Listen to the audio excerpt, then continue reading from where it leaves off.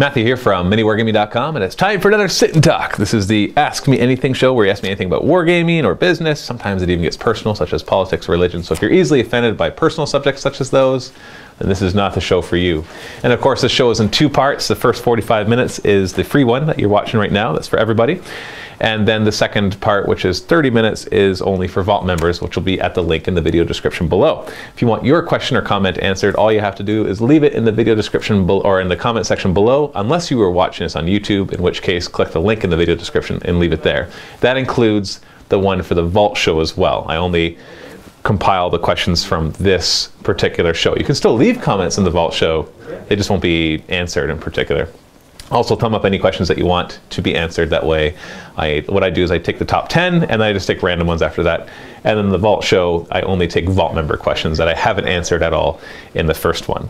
Also, in this show, I'm going to be skipping all the questions covering Slaanesh, because we've talked a lot about that in the past couple shows, or 2 or 3 shows. And I think anybody who's been watching these knows where I stand, and that's not really going to change. And I don't want to do more discussion on it. I want to move on. I want to talk about other stuff. So let's start answering questions. Naglaref. Hello, Matt. Reposting my question for the 5th time. Hope it gets to you this time. And you got 30 thumbs up, so I guess people felt sorry for you so that your question would get answered. And great videos as usual. Thank you. I'm currently building the whole 3rd Imperial Fist company, the Sentinels of Terra. That's really cool. What is your opinion about Imperial Fists in general and the Sentinel of Terra Codex supplement? Imperial Fists are a really cool chapter. I don't have much of an opinion in terms of their gameplay, because I haven't played with or against them very much or at all. And so in the Sentinel of Terra, I have not really looked through it, because that's one that came out a while back. Even though I liked it, I found it a bit weak, is what he continues to say, and it was written by Matt Ward. But besides that, after I'm done and have some money, I'm planning to come to Canada for a couple of weeks and challenge you guys. What kind of projects would you have for a force such as this one for a couple of weeks? Can a small narrative campaign be done in 2 weeks? Anyways, keep the videos coming. Vault member as long as Terra stands. We do get requests for people who are coming in for more than 1 or 2 days to do narrative campaigns, and I typically say that we can't, just because they take a lot of time. Like the Rise of the Blood Reaper campaign, I think we did a total of, say there's 12 missions. We probably did at least 10 days of filming, plus all the extra time of creating the story and everything else. So a regular sized narrative campaign definitely is not doable by somebody just coming in, even for a couple weeks straight. And we also need the time in between to kind of prep the next mission and all of that. So it's hard to do narrative campaigns. Now, if you're coming in and you wanted to come in for a more extended period of time, then what we usually try to do, we can do special stuff like little narrative battle reports. Maybe not a whole narrative campaign, but we can have like linked battle reports. So kind of having 2 or 4 battle reports that's kind of like a mini campaign with kind of a lighter story. In other words, it doesn't have story times and all that kind of stuff. It's just more like in the battle report we say, here's a situation and here's the characters, and then they can have some sort of continuity between that. Also, we have a lot of different people you can play against, so when you're here for that long, you can have a good variety of opponents, and even do some special stuff. If you're going to be here that long, we could do kill teams, or you could sit down and do Who Would Wins with Dave. So yeah, there's a lot of different options. So whenever you're ready to come, just go to miniwargaming.com/challenge for all the contact details, so that you can make that preparation. But that'll be fun either way. Ike. Hello, Matt. I would like to start by saying that I love what you guys are doing. I often read the comments that people leave after each of your videos. On your website, most of the time, the comments are usually generous or constructive. I agree. But on YouTube, it's quite the opposite. The comments are full of hate. They often attack and insult your enterprise and even you guys. So here are my questions. 1, why do you think there is such a culture on YouTube? I have my guesses. Like anytime anybody gets anonymity, they are going to be more loose-tongued, I guess is what you could say. That people don't really, and a lot of people don't really consider the consequences of what they're saying. And so they're much more hateful, much more belligerent, and much less constructive in their criticism. And I think the reason for that is because the anonymity that the internet provides, they can do it without, because in normal social conditions, in society, you can't be like that unless you want to be known as that guy. Whereas on the internet, you can be like that, and then in your normal day-to-day communications with people, you're not as bad. Maybe you're still maybe you're still known for being a little belligerent or a little critical, but not to the extent of what people would do online. And so YouTube is a perfect example of this, because what you have is a breeding ground of people who are anonymous, and you have people who just try to make videos. And a lot of these are amateur videos, but they're put on the same site as more professional videos. And so people don't really know what it means or how much work it takes to create videos. I would say the majority of viewers don't understand how much time and effort goes into the videos that even the amateurs are making. And so that kind of creates this, oh, they're doing it this way, so why can't you get better? Oh, your voice isn't perfect. You weren't picked. You didn't win the lottery of being an actor who's going to make millions of dollars. Because let's face it, there's not a lot of A-list actors like this. When you compare to the number of actors out there, the traditional media of getting into movies and TV shows kind of eliminates the majority of people. Whereas with YouTube, all those people could just start a YouTube channel, and if they're half interesting, because the startup costs are so low, they can get a viewership. But people are just so critical, because then they get compared to other media sources that might have more of, I guess, of a budget, and so they can be more professional. So I think it's a combination of the anonymity that the internet provides, and the fact that you have this website, YouTube in particular, where you have a mixture of everything from super homemade videos all the way up to very professional videos and everything in between. And people will you'll just find that, and because there's so many views, you're going to find those people. I also think that it's not the majority of people who are those belligerent haters. I think it is a very loud, vocal minority. But when you make a video and you put it out there, and there's even just a handful of people that hate on it, you can feel like everybody hates it. It reminds me of this one comic, For Better or For Worse. And in one of the comic strips, it's just a comic about a family, and it's just day-to-day life of a family, but kind of in a humorous way. And in one of them, the teenage daughter, it's like a really young teenager, her mother braids her hair in the morning, and she goes to school, and basically the next few frames of the comic are everybody telling her how much they love the braids. Teacher compliments her, her friends compliment her, other people compliment her. But then the last frame, or the last frame of people at her school, is a bully. You can just tell by the way he's drawn, saying, "Ha the piggy has pigtails." And then the next frame is her in the bathroom taking out the braids. And then the next frame is her coming home, and the mother saying, "Why'd you take your braids out?" And then she said, "Everybody hates them." And that's honestly, and it's kind of humorous, because we see, looking at the comic strip, that no, everybody loved them except that one guy. But it really only takes one or two haters who are very belligerent and very loud to make you feel like everybody hates it. And you have to grow a bit of a thick skin. You have to get used to the fact that that's kind of what happens. And it's unfortunate. It's unfortunate that people are like that.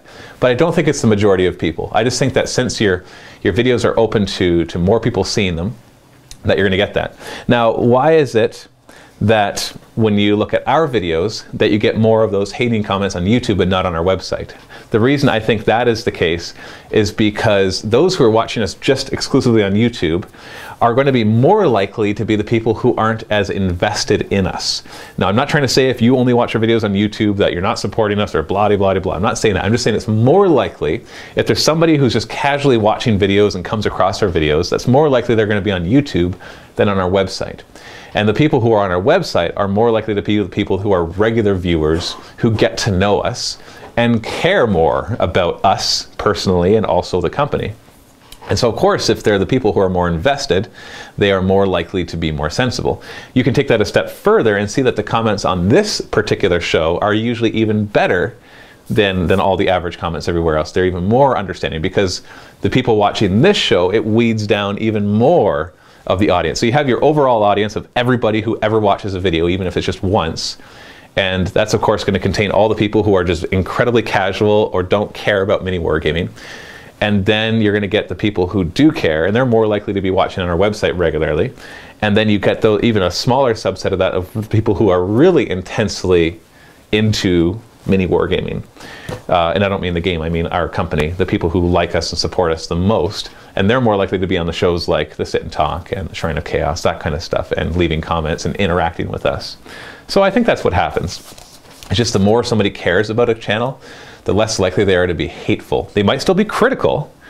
We get plenty of critical comments left on our website, but there's a lot less hate on that. And this show is a perfect example of that, because if you go and you look at the show on YouTube and just look at the past few episodes and look at the comments, there's usually only 10 or 15 comments, but you're more than likely going to find one or two which are incredibly hateful because the topic of religion or personal opinion comes up, and people just can't take that. There's certain people that just can't take that, and they just get all belligerent, and they can't just be level-minded about it. And so that's part of the reason I only answer the questions on our website, but the other reason is just because it's actually easier to print off. Your second question, with mini wargaming growing up in popularity, do you think this kind of culture will grow on your own website? I think the larger a company gets, yes, the more likely, because as your audience grows, you're more likely to draw in some of those people. So yeah, you're going to see more and more of it. It's hopefully will always be a very small percentage, but you can't help it. The larger a company gets, the more likely people are to have certain expectations. Whether they're realistic or not, it doesn't even matter, because it's the internet. Not everybody sees behind the scenes. And 3, how do you get over so many awful comments? That one is, it's tough, especially the more invested I am in a piece of content, the harder it is to read the comments. The narrative campaigns are a good example. Just reading them can sometimes I actually choose not to read comments on certain videos. The regular battle reports, I usually skim through them looking for errors we got or rules we got wrong, because I do like that feedback. Although it can get tiring if 10 people post the same rule that we got wrong. It's like, okay, I'm done, moving on to a different comment here. But and I do wish in our narrative campaigns people would focus less on the rules that we got wrong and talk more about the story. That would be more interesting to me, to read people's response to what they think of the story, because we're going to get rules wrong, and so point it out and then move on, kind of thing. But it can sometimes be hard. I'll be honest. It can sometimes be very demotivating if there's enough hateful comments. Over the years, I've grown more accustomed to it. And so what I do instead is I look at the results of our business rather than the comments. Like, for example, how many Vault members signed up because of this video series? How much money are we making from our Vault members? How many Vault members do we have in total? That can be encouraging, because it's like, no matter how much people are, that loud minority are hating on things, if we have enough customers, then clearly we're doing something right and that people like. And so that kind of helps to counteract it for me, is seeing, despite what those few people are saying, people are signing up for the Vault, people are supporting us, and really that's what it comes down to. So, but it can be hard. So if you ever decide that you want to make YouTube videos, be prepared for that, because the only way that you're not going to get hateful comments is if you don't get views. That's really, really what it comes down to. Vault member until you change your glasses. Oh, okay. Don't know how long that'll be. Crackers Finn. Nazis versus sharks? Are you kidding me? Of course the sharks would be the good guys. Woo, sharks! All right. Thomas Gamblin. Matt! All caps with an exclamation mark.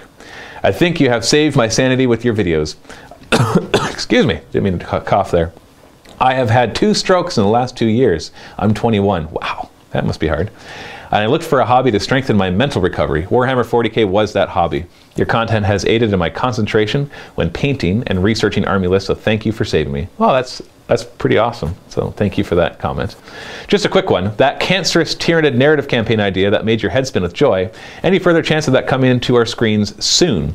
It depends on what you define as soon. It is definitely in the works. I have painters working on the Nurgle Tyranid army, and I have Greenleaf Terrain commissioned to create Nurgle, or the terrain on the planet that's going to be on. But I don't have a timeline yet, because I don't want to make a timeline until I have everything in my hands. So in the meantime, we'll probably do another narrative campaign first. What it is yet, I'm not 100% sure. I have some ideas though. So there's no screen date yet. It's definitely, consider it announced, but without I would say, if I was going to give a vague idea, would be probably summer or fall of 2015. Actually, now that I think about it, I'd most likely say fall of 2015. You might get lucky and get it late summer, but it could be as late as the fall. And I agree on the outrageous use of guns on tier 2 models, as they are far more likely to have a nozzle with a sack of discharge and a rifle with a magazine. Love, Tom. P.S. Shave your name into local cattle. It's like advertising, but more shocking. What? Okay. What's that? Kind of extreme. That isn't, well, he did say it's shocking. I don't know if we have local cattle. I guess if we go far enough, we'll find some. Okay, that one's about Slanesh, so we're going to skip that one. Miso, Matt, please let us know the details of the London trip, as it would be great to come and buy you a pint of English ale in a pub meet. The UK is expensive, so fair warning though. Well, we definitely can meet up. Unfortunately, I'll have to pass on the offer to buy a pint of English ale because we don't drink. But we're definitely going to be doing some meetups. I believe next week we're going to be finalizing everything. And so probably the week after that, you might hear some announcements of what will be happening. Would you do a War Machine narrative campaign soon? I really miss your Kadar, and there have been so many releases since you've last played. Butcher 3, Ruin, and you can play different versions of the same character in one long campaign. Butcher and Vlad. No. I'm not going to try to say maybe one day. I doubt that I will personally be doing a War Machine narrative campaign, just because, well, for one thing, War Machine is not as popular as our fantasy stuff that we've been doing, so it's more likely that you're going to start seeing narrative fantasy stuff. In fact, you already kind of are with the Altdorf and Flames. So the War Machine narrative campaigns, one day it could happen, but there's no plans as of yet. And please tell Ash, well done on the War Machine content. He can hear me. He's right next to him. I commented on some of the other vids, but just want to say here the League was interesting, and the new series, Road to Southern Ontario Open, is a fantastic idea. Really looking forward to the content, as we should get some really contemplative games, and it's a really interesting way to explore the game. Finally, in reference to playing video games on Twitch that I asked a few weeks ago, what I meant was, how about you playing video games on Twitch? Yeah, no, not really interested. Video games is the only hobby I have left.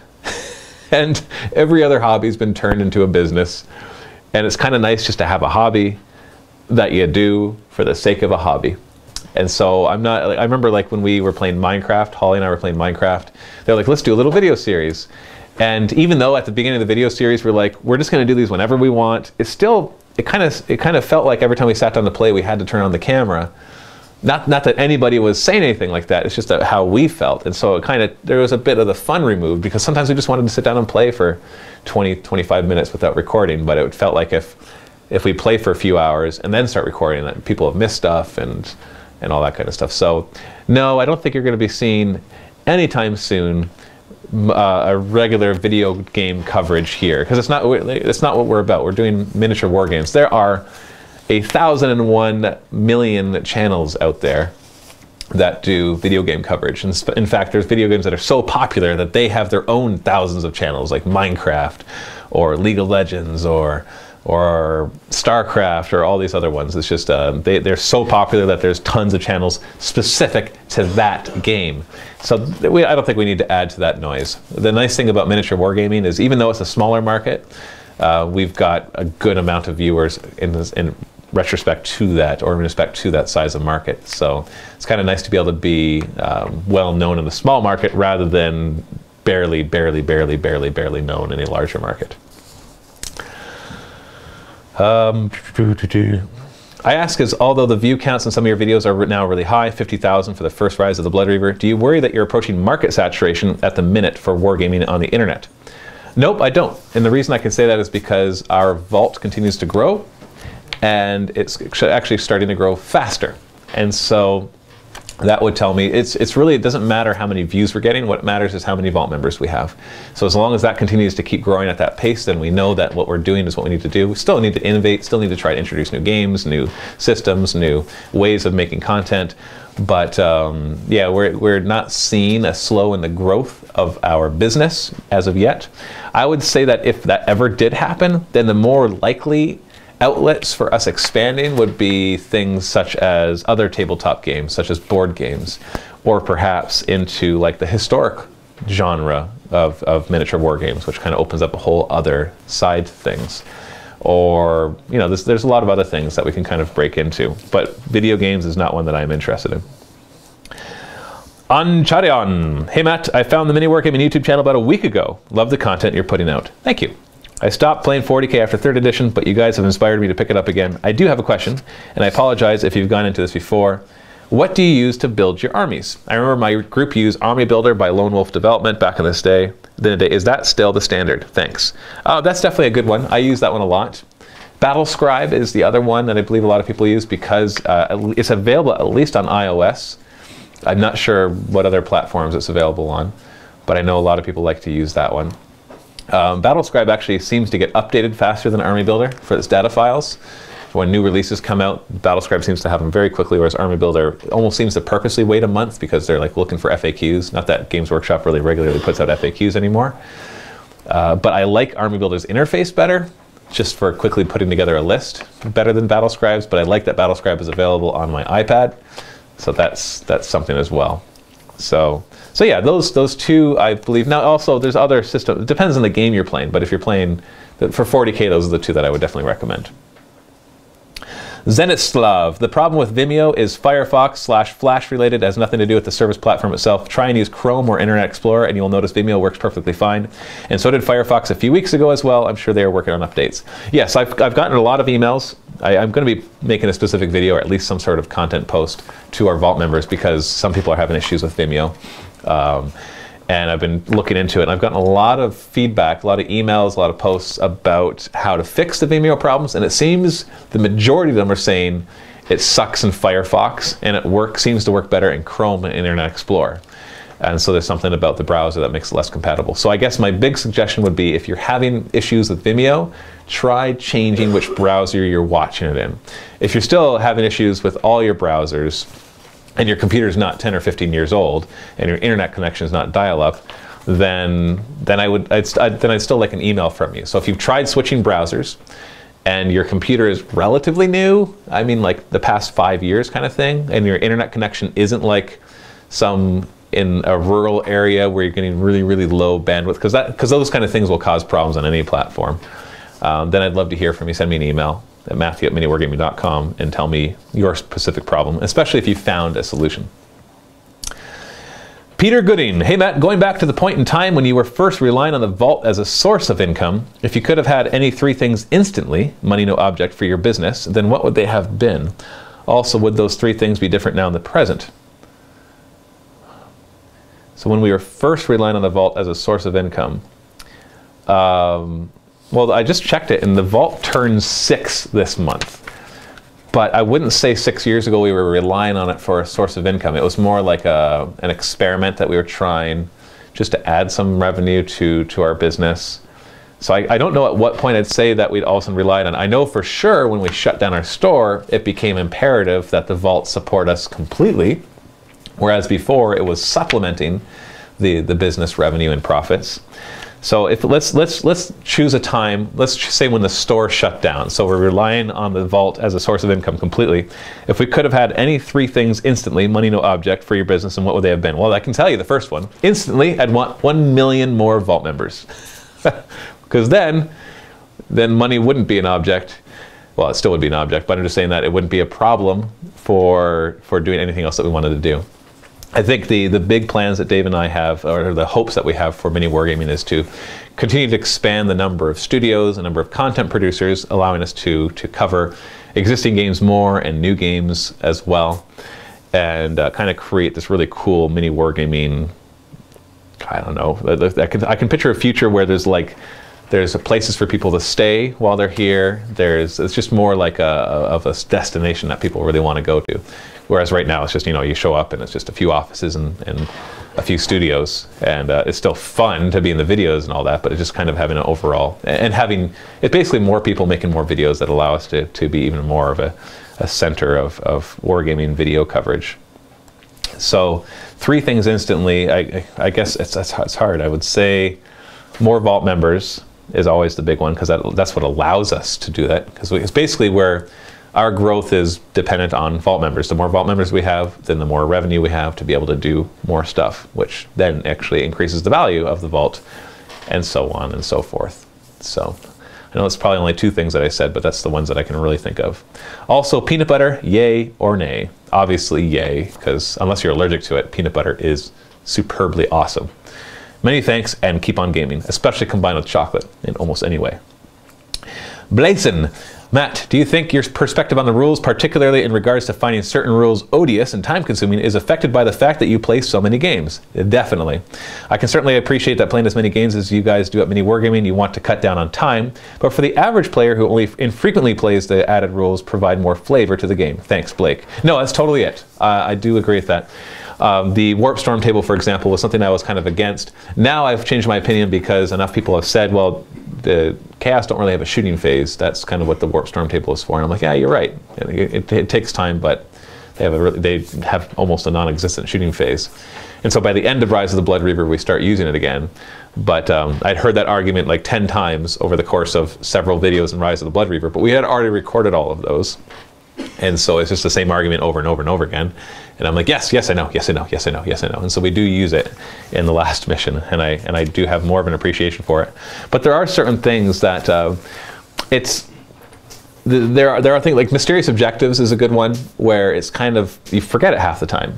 There's a lot of bookkeeping there, and even if you have little numbers to mark which ones are which, you still have to remember that the sabotage ones you need to roll for them to explode, and all that kind of stuff. So, and you know, Soul Blaze can do something, and that one's not so bad.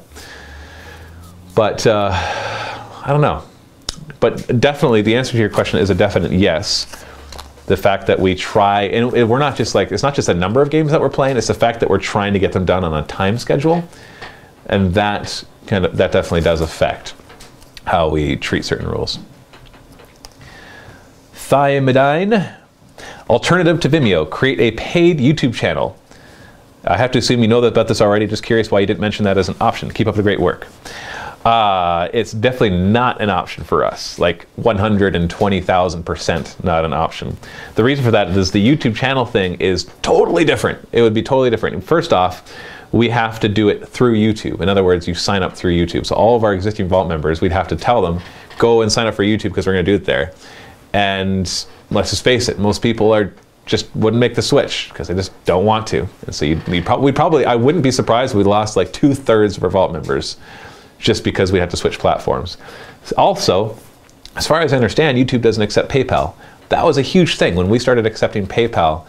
More than half the people who are Vault members actually, I believe, do it through PayPal, or maybe it's around half. But still, and I'm sure that there's some of those who are on PayPal that if PayPal wasn't an option would still sign up using a credit card, but there is a certain percentage who would not, who would only do it if there was PayPal accepted. So it's kind of the Kickstarter versus Indiegogo problem too, that Kickstarter doesn't accept PayPal, and I understand their reason. It's because they don't actually charge you when you pledge, they just authorize your credit card. But the fact that Indiegogo allows for PayPal just is infinitely better for trying to collect as much funds as you possibly can. Because some people just won't put in a credit card. They want to use PayPal, and PayPal has become, well, the #1 online payment method, that's for sure. And so the YouTube channel has a lot of other disadvantages as well. And it's still new. And it's just, yeah, it's just not something that I would do. Now, for somebody who's new and starting out, yeah, the YouTube thing is a perfect way to have a low-cost entry of creating your own paid membership site. Because ours, for example, is totally custom-made. And that is obviously a pain for anybody who's not a web designer or into web programming, and it costs a lot of money. But it also gives us a lot of control and a lot of tracking capabilities. We're able to really boil down which videos are getting us Vault signups, what people are watching, and all of that is available. I know YouTube has analytics, but they're not as detailed as what we can get in our custom platform for the Vault. So yeah, even if ours needs improving, but yeah, so YouTube for us is definitely not an alternative unless they started doing something like Vimeo, where you could just pay a fee and you're allowed to have private YouTube videos hosted behind a paid wall. That's really all it is. If they did that, we'd most likely switch. You know, of course, that depends on the cost, but yeah, that's what I would love, because YouTube definitely does have the technology. They're ahead of the game of anybody else of having the most usable interface for their videos and most likely to be compatible with everybody, because they're the big one out there, everybody needs to be compatible with them. It's not that they have to be compatible with everybody, but the browsers have to make sure they're compatible with YouTube.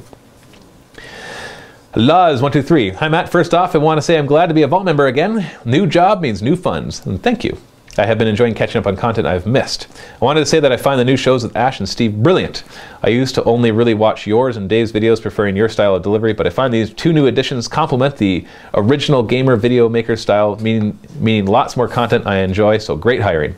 I must say it is strange seeing your old videos. I think when I watched them in the past I preferred that style, but now the way all of you film I find to be much more viewer friendly. So good call on that evolution to an almost live action bat rep style. I have just finished up watching Dave's bat reps with the dreaded Dark Eldar, and I have to say I really enjoyed them. I know you have mentioned that you have finally found a way to incorporate them into a new narrative, pause for cheer. And I thank you for looking past your views of this army to give the viewers what they want, yet there isn't really much content for this army. I was wondering, bar your future narrative, are there going to be more bat reps against the Dark Eldar? Maybe from yourself or even any of the other guys. Well, right now Steve is working on creating a new Dark Eldar army while he waits for fantasy to rebirth itself. And so I'm assuming that since we'll have a Dark Eldar army in the studio that you'll see more. I don't know how much more, but you'll see more for sure. I just found it interesting how watching Dave's bat reps, even he was amazed by what he fought, admitting that he had no clue about this army. It was a taste of something new that has left me hungering for more. Thank you for all the time and effort you put into each video. P.S. Just noticed I used a lot, or quotes a lot. Have fun doing the weird finger wiggle motion when reading the comment. No, it's not that many, just a couple. Rocketman Gaijin. I wish everyone would stop asking Matt about Dark Eldar and Slaanesh. It's the same topic every week. We get it. He doesn't like them. Move on. I guess I said I wasn't going to do any comments regarding Slaanesh, but I actually didn't skim that one before it. So yeah, I agree, and we have moved on. Arthur01. Hi Matt, I was thinking about the changes on Tyrannid's question and talking to a friend when we thought of something. More upgrades. I mean, if you see any other codex, the expensive and important stuff normally can take various upgrades. But in the Tyrannid's case, you can't pay for crushing claws on Trigons or 2+ armor on Fexes, but they're adaptable creatures. Shouldn't they be able to be more customized, just like Tau battlesuits are? What are your thoughts on that? I agree. The old Tyrannid codex had, I think, maybe it's just a perspective thing, but it seemed that they had a lot more options. Carnifexes in particular, like forget the points cost and stuff, they were too cheap back then. But, and they even had the different heads for it. Like there's the Carnifex head with the big antennas, and that was the head that gave them +1 Ballistic skill. They had the face where part of it was torn away and you could see the skull, and that was the regeneration one. They had the one with like this big tongue, and that was like I can't remember exactly what it did, but it had some sort of implant. I think it's called implant attack actually. You could give them 2+ armor. You could, it seemed that there was more options. You know, obviously, if you have a big list of options for things in the meta, usually you're still only going to see 1 or 2 combinations used, but it does give more variety for people who don't care about just metagaming, but actually just kind of having that variety. But yeah, if Carnifexes could have 2+ saves, or even upgrading your Toxicrenes and Maliceptors or Hivecrones or Harpies to have a 3+ save, that kind of stuff. Because yeah, you're right, they're adaptable. So you think that you'd be able to kind of adapt to almost anything. Like it'd be really cool if they had something that made them not immune to poison, but poison was less effective against them. So all of a sudden poison only it does 1 worse. So instead of a 4+ becomes a 5+, or if it's poison 2+ becomes 3+, or something. I don't know. There's just lots of different mutations that they have. They're the most, in the fluff, they're the most adaptable of all the species. And yet, when you actually play them, yeah, you can take some different biomorphs and some different weapons. But yeah, they could use a bit more of that. So I agree. It would be kind of cool to have more options. Crushing Claws and Trigons would be a great one, because then Trigons could actually be effective vehicle hunters as well, which right now they're not really, except for light vehicles. But anybody can take on light vehicles. Like Termagants can take on light vehicles. Gracias. Can't wait to see you come to England, mate. Spoke to some Games Workshop employees recently who said there will be a huge new Games Workshop in central London at Tottenham Court Road, 2 minutes walk from where I work. I hope you can come and have a visit. Yeah, I have a funny feeling that we won't be doing any of our real meetups in Games Workshop stores, just because we're going to be wanting a camera turned on, and I have a feeling that it'll be more easy to get permission from an independent retail store owner to do that than from a Games Workshop manager who might not even have the authority to allow that. So most likely we'll be trying to find some independent retailers, but we'll have to wait and see. All right. Onifized. Hi Matt, I think in narrative campaigns you should either write the scenario accepting a character's death should it occur, or for that mission put him or her out of reach. If you include an Inquisitor to the storyline in a battle, but he dies, perhaps you have a lesser Inquisitor who takes up the mantle, but now has hatred to represent it. You could then, if you want, put checks and balances in the mission structure to incorporate it. I do think, however, that you should try to be okay with your characters dying, though. Murder those darlings, because it may actually enrich the storyline. Sometimes the hero dies in the end, or the midpoint, or the beginning. I'm going to add that last one, or the beginning. No, I agree. I definitely agree. If we need a character to stay alive, then we need to narratively make sure he stays alive, not fudging the dice rolls. Those are two different things. Akris. Vimeo honestly works fine. It's one of the larger and better video hosting sites, probably number 2 after YouTube. I hate to say it, but people experiencing issues of Vimeo probably have the problem on their end. That's true, but the services need to try to make sure that they eliminate as many of those problems as possible. You can't eliminate 100%, but I believe the thing is, all those people complaining about Vimeo aren't complaining about YouTube. So they're able to watch YouTube videos, but not Vimeo videos. That means that it might be, obviously it's a problem on the end of the user, but that doesn't mean that it's not a fault in the software as well. So if it doesn't work on your computer, yeah, it could be, it's a combination of something on your computer that's making it not work. But there could be a fix that Vimeo could do that would then make it work on that combination of things on your computer. So it goes both ways.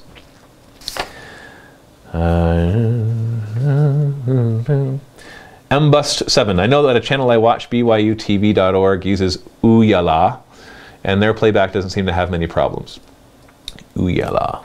I'll look at that one. I'm not sure if it's a custom one, because the other big thing is that it needs to be streamed not through our own bandwidth. So there's a lot of players out there where you host the stuff either through Amazon or through your own website, and then it just, the player itself streams it to the user, and we don't want to do that because it adds a huge cost to what we would be doing, even using Amazon. Matt McGee. Hello Matt, I'd just like to say I love mini wargaming and all the content, as it's what got me and my partner into 40K. Now we have been between us 7 armies at the moment. My question is, would you consider doing a Tzeentch demon campaign, since any death to any character could be said it went just as planned? I don't have any plans to do one. That doesn't mean that I wouldn't, though. Especially because now I see that they're kind of updating the demons, what they each have in their own book, so that makes it a little more interesting to kind of delve into those stories and do those as well. Sticky Blue Toffee. Great to hear you're coming to the UK, although it won't deter me from coming to you when the opportunity arises. I'm sure you've been inundated with requests to where to visit, like the, so I'm told, biggest gaming center in the UK at Firestorm in Cardiff. So I won't add to them. Oh wait. Anyway, will you be publishing a schedule for when you're here? I've already talked about that, yeah. Also, I'm not going to publish a full schedule, just the schedule of the specific meetups, like places where you can come and see us. Because obviously I don't want people coming in and seeing us when we're doing personal stuff. So you've mentioned in your battle reports that you don't like mysterious objectives due to the paperwork. Have you considered getting hold of the Games Workshop mysterious objective marker dice? I never did before I got them, but now I find it a lot of fun. Yeah, I've seen those, and there are ways to mark them. And I already talked about that, how even when you mark them, sometimes you can still forget them. It's just more stuff to kind of remember, that's all. Finally, will you ever make a new Maelstrom Cities of Death battle reports using the rules from Shield of Baal Leviathan? Yeah, definitely. We don't have any specific plans, but I always like pulling out scenarios from other places.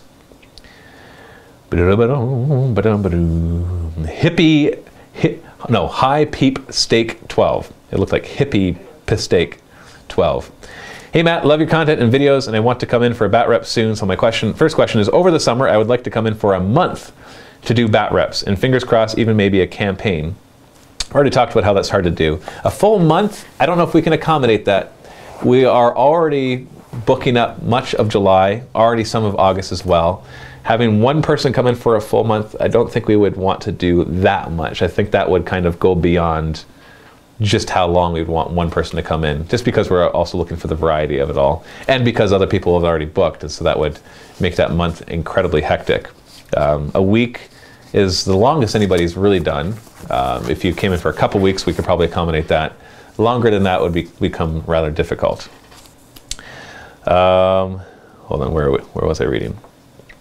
I collect Dark Eldar, Khorne Demonkin, and Grey Knights, and I would love to do one. Also, if I came in for a month, could I get a position as an unpaid intern for that time period? Because I'm eager to learn how you guys work your magic.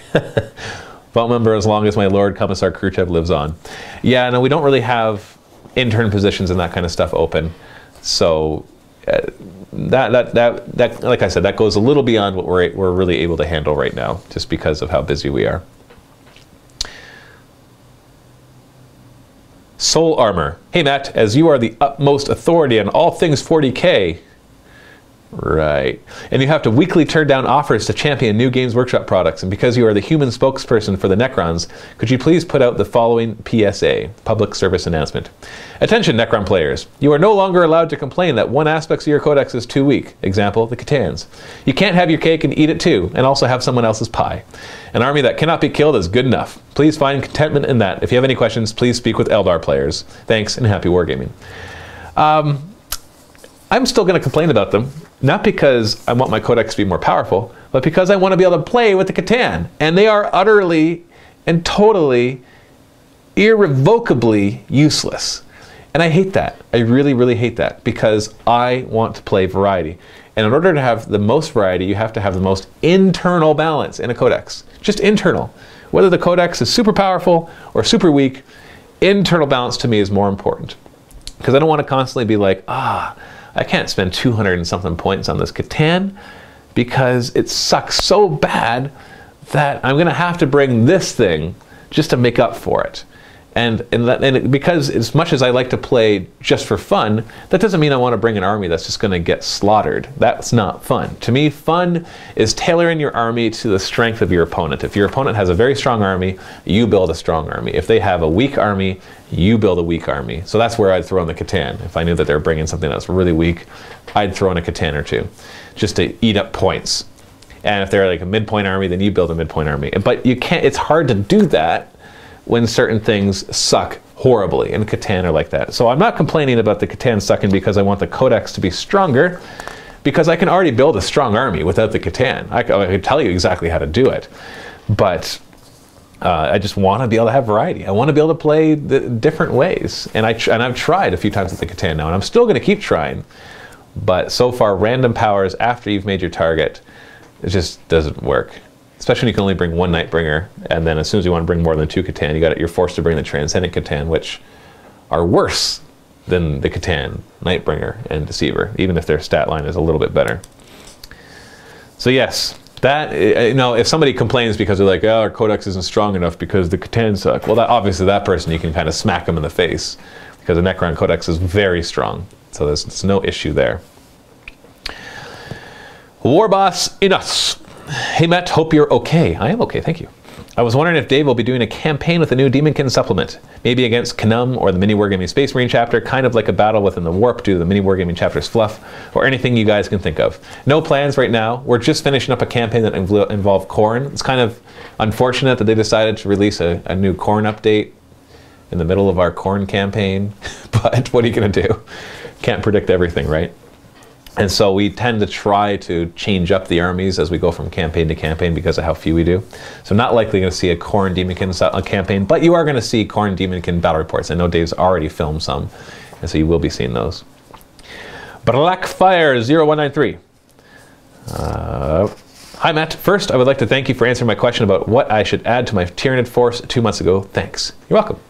Now on to my question. Can you explain how flying monsters creatures work? For example, a flying hive tyrant, I always have it on the board and never coming in from reserves. And my brothers and I are having some confusion as to how they move and what are the special rules even after reading the rulebook. Any help is appreciated.